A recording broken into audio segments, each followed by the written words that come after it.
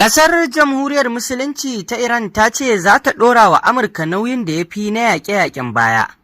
Kamar yadda muka sani abubuwa sun faru a farkon fara yaƙin kuma ƙasar Amurka ta kwashi kunya, inda ƙasar Iran a yanzu ta ci alwashin za ta ɗora wa ƙasar Amurka abin da ya fi ƙarfin na yaƙe-yaƙen. Iran ta yi barazanar cewa za ta ɗora wa Amurka nauyin da ya fi na yaƙe-yaƙen da suka gabata tsakaninta da su, idan ta ci gaba da kai hare-hare.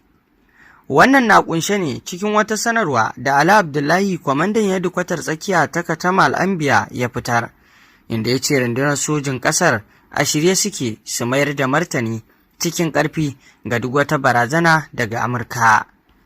Abdullahi ya ce duk wani hari da Amurka za ta kai zai fuskanci martani mai tsauri daga Iran. Yana mai jaddada cewa ƙasarsa ba za ta yi ƙasa a gwiwa ba wajen kare kanta.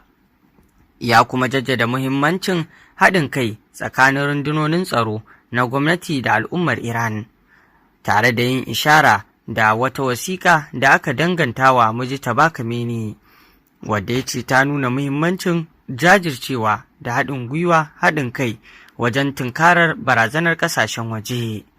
Iran ta ce ta kai hari kan sansanonin sojin Amurka biyu a Kuwait. Sojojin Iran sun ce sun kai hari da jirage marasa matuƙa zuwa sansanonin sojin Amurka guda biyu da ke Kuwait. A cikin wata sanarwa da sojojin suka fitar, hare-haren sun aukawa ma'ajiyar makamai da ke sansanin Al'adiri da kuma na'urorin rada da na sa ido ta sama da ke sansanin Ali Al-Salim. Iran ta ce ta kai waɗannan hare-hare ne a matsayin martani ga hare-haren da ke zargin Amurka da kaiwa a cikin ƙasar, waɗanda ta ce sun shafi muhimman ababen more rayuwa da kuma yankunan fararen hula. Sai dai zuwa yanzu gwamnatin Kuwait da sojojin ƙasar da kuma jami'an Amurka ba su fitar da wata sanarwa da ke tabbatar da aukuwar hare-haren ba, kuma ba a samu wani tabbaci mai zaman kansa da ke tabbatar da ikirarin Iran ɗin ba, kamar yadda dai suke bayyanawa. Inda ɗaya rahoton kuwa kan wannan batun mashigar Hormuz, ƙasar Iraq na shirin gina bututun man fetiri da zai kaucewa mashigar Hormuz. Gwamnatin Iraki na nazarin wani shiri na gina bututun mai daga Basra zuwa Kirkuk, sannan zuwa tashar jiragen ruwa ta Shehan a Turkiya da kuma Banyas a Siriya. Ministan man fetur ɗin ƙasar Basim Muhammad Kedir ya ce shirin na da nufin faɗaɗa hanyoyin fitar da man ƙasar maimakon dogaro da mashigar Hormuz kaɗai. Ya bayyana cewa ma'aikatar man fetur ta ƙasar na nazarin yadda za a aiwatar da aikin, wanda kuma zai haɗa da tsawaita bututun zuwa Banyas, wani birnin gaɓar teku a arewa maso yammacin Siriya mai matatar mai da tashar fitar da kayayyaki ta Bahar Rum. Bahrain da Kuwait sun ce sun dakile wasu hare-hare da ƙasar Iran ta kai masu ta sama. An kuma ji ƙarar gargaɗi a birnin Manama, babban birnin Bahrain, inda hukumomi suka buƙaci mazauna yankin su nemi mafaka. Tun da fari Iran ta ce ta kai hari kan sansanonin sojin Amurka guda biyu da ke Kuwait a matsayin martani kan kwana 8 a jere da hare-haren da Amurka ke kai mata. A nata ɓangaren rundunar sojin Amurka ta ce hare-haren nata sun kai wa mambobin rundunar juyin juya hari ta Iran, waɗanda take zargi da hannu a harin da aka kai a Jordan, wanda ya yi sanadiyar mutuwar sojojinta guda biyu. Iran ta ce wasu jiragen ruwa biyu sun yi hatsari a mashigar Hormuz. Rundunar sojin ruwa ta Iran IRGC a Iran ta ce jiragen ruwa biyu da ta zarga da keta umarnin zirga-zirga a mashigar Hormuz sun yi hatsari yayin da suke ƙoƙarin bi ta wata hanya da rundunar ta bayyana a matsayin marar tsaro. A cikin wata sanarwa, rundunar ta ce jiragen ruwan 4 ne suka kashe na'urorin tantance inda suke da kuma yin watsi da gargaɗin cibiyar kula da mashigar Hormuz ta IRGC. Ta zarge su da yunkurin ficewa daga mashigar ta wata hanya ta daban da ba su amince da ita ba. Rundunar IRGC ta ce ta sake jaddada cewa ita ce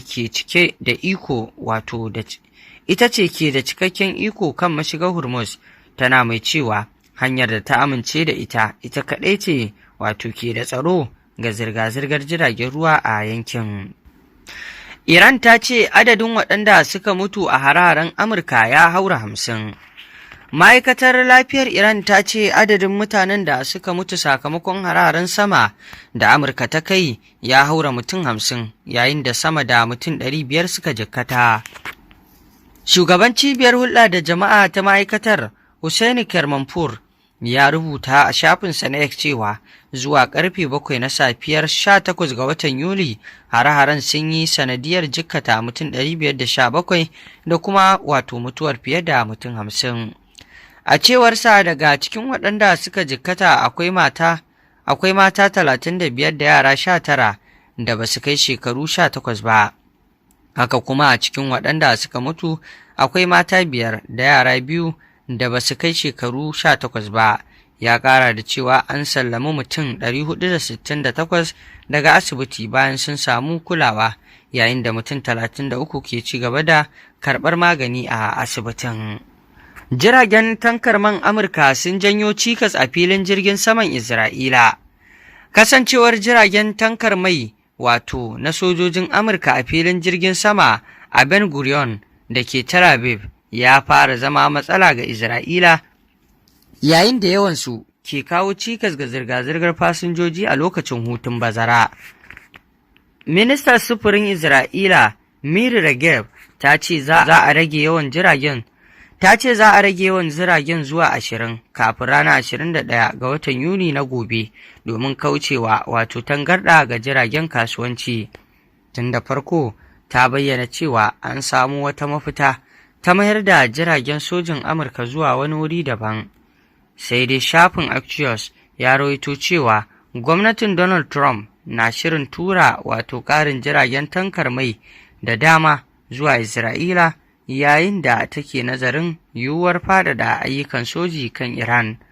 Rahoton ya ce a halin yanzu akwai kusan jiragen tankar man Amurka 30 a Ben Gurion da wasu kusan 30 a filin jirgin Ramon. Wannan dai kamar yadda kuka saurara masu saurare abubuwan da ke faruwa kenan, inda har yanzu dai tsamin alaƙa na ci gaba da wakana tsakanin ƙasar Iran, Amurka har ma da Isra'ila, wanda wannan rikici da ke tsakaninsu da ya dawo a karo na biyu abu ne da ba a san zuwan lokacin da zai ɗauka ba. Dudai a yunkuri da Amurka ke yi na son sai ta tirsasa wa ƙasar Iran ne aminta da dukkan sharɗan da ta zo mata da shi, wanda a yanzu dukansu su biyun wato ke zargin juna da karya wato yarjejeniyar nan ta wato da tsagaita wuta da ma kuma wato wadda aka cimma a kwanan nan, inda babu shakka dai yarjejeniyar tsagaita wuta ta rushe da abubuwa da dama dai waɗanda suke wakana, musamman ma dai wato tsakanin Amurkan da Isra'ilan da Amurkan. A yanzu kusan za a iya cewa samun a dawo jituwa fa abu ne da wato yake da matukar wahala. Tuma saurare ku ci gaba da bibiyar mu domin samun rahotannin labarai kan abubuwan da ke faruwa a duniya baki ɗaya.